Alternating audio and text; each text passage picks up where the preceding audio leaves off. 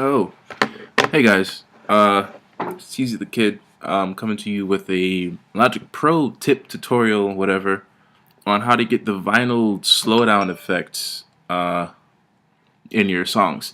Typically, what you have to do is you have to have everything as an audio track, or if you're using MIDI, you have to bounce it all after you mix it, obviously, and to make a newer track, and you use the audio file that you bounce into your new project to add the effect, and you have to slice and all sort of crap. But no, I figured out another way to do it. I don't know if it's easier, but it's cool, I guess. This is my method of doing it. Especially if you're a MIDI heavy user, you just use this method that I will be showing you in a few seconds and enjoy it. Learn something. I'm not the perfect engineer, but I'm learning. We're all learning and stuff. So you're gonna like this video, maybe not. I don't care, but you're gonna watch it though, right? Okay? Nah. Oh well. I'll be alright. I'm a little hurt that there's people that's not gonna like the video, but it's all right. It's all good. Let me stop talking. For real though. Enjoy the video. Let me know what you think. If it worked for you, cool. Let me hear some of your stuff. Yeah, I should shut up now. Alright, so let's get to it. So what you want to do first is bus everything to a separate bus track that's not already being used. For me, it's bus 4. Now you want to bus everything but the track that you want to keep playing while the effect is going, whatever.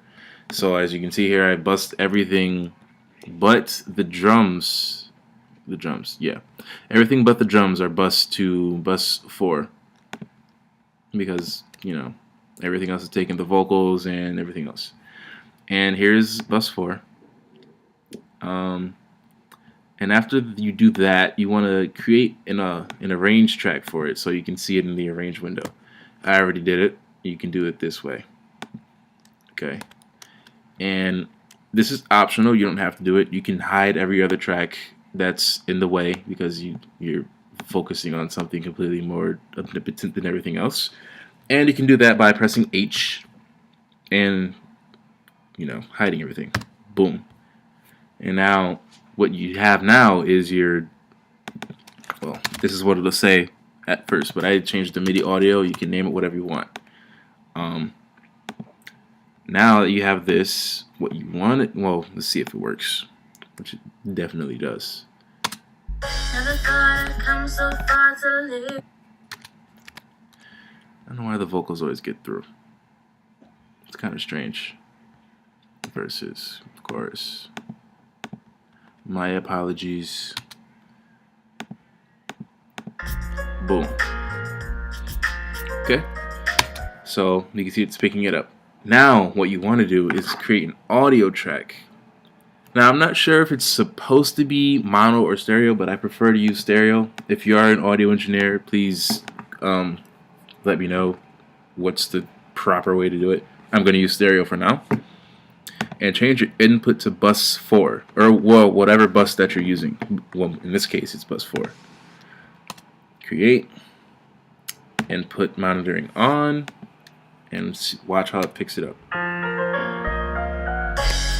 And you can see how it's picking it up in the audio form. Sorry.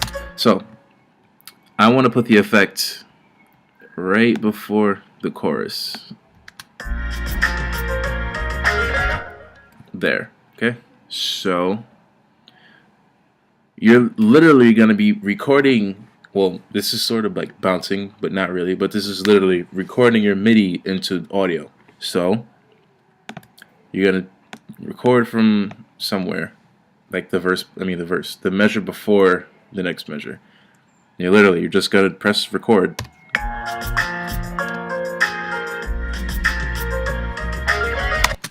And that's all of your MIDI tracks, but the drums or whatever you're not messing with, in audio form.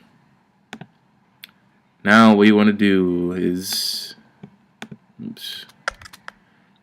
you can move this back a little bit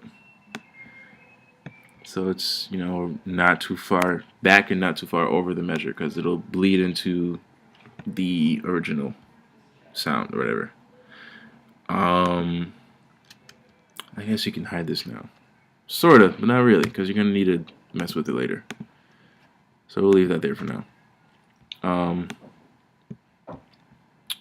Now that you have your audio, or your MIDI and audio form, you want to get the fade tool. You can get to this quickly by pressing Escape and 0, or you can go to this drop down here and clicking Fade, the fade tool, and bring your cursor to here until you see this double-sided arrow cursor thing, and drag over to about here, sorted like 3/4 of the way over. And what you want to do now is go over to this arrow here and go down to fade and then slow down. This is what the effect is, the vinyl slowdown sound effect. And let's hear it.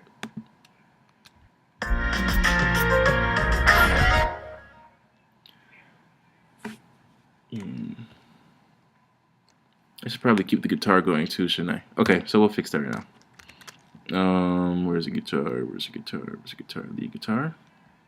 Is that it? Yeah. Okay, so we'll leave this back to the stereo output.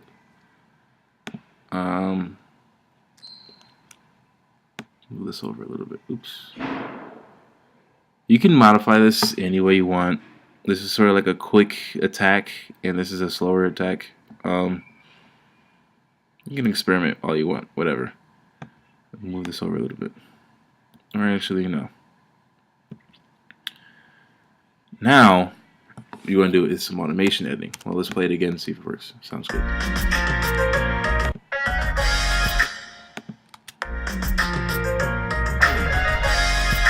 You hear it, right?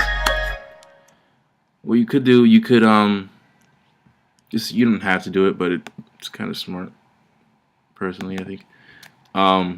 Change the automation from on this track,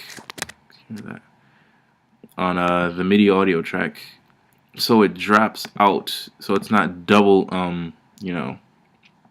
double volume when the effect track comes in. Just put that there. And make sure you have this as steep as you can, so it's not noticeable that it fades out. You want to have it as transparent as possible. Excuse my stuttering, whatever. Bringing this back up to 0. Move this over. I think that's as steep as it'll get. Or not. Let's move this back. Let's move this back. Alright. And let's check it out. Let's play it back from about here.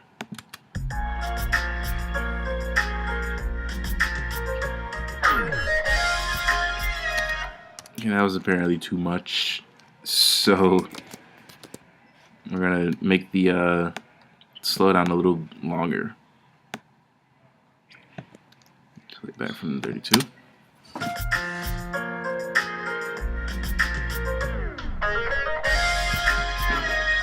Yep, that's pretty much how you do it. I know it's in an extra way, but you know, it's freaking awesome. I should have left these alone. Bus 1. You can ignore this. This is my mistake. It's minor though. Sounded pretty good, I guess. Hi-hat. I guess I record everything separately. So what?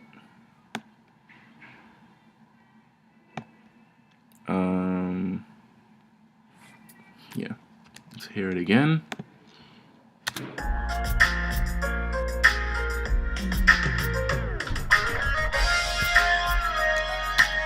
Yeah.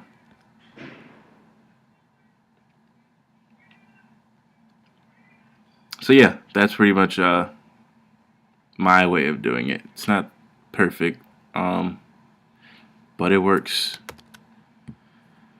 And from this point, you can bounce your track or whatever, or you can, now that you pretty much have the concept of how to do it, you can do it whatever way you want. You can modify it and stuff. Whatever. You have the idea now. I'm not the best audio engineer, I'm still learning. It's just something I figured out while I was on vacation, really. I had no access to Logic. I was just bored thinking about stuff. And this is the outcome of it. Well, part of it. So, I hope you learned something. Ignore my mistakes and whatnot, because we all learn. We're all human.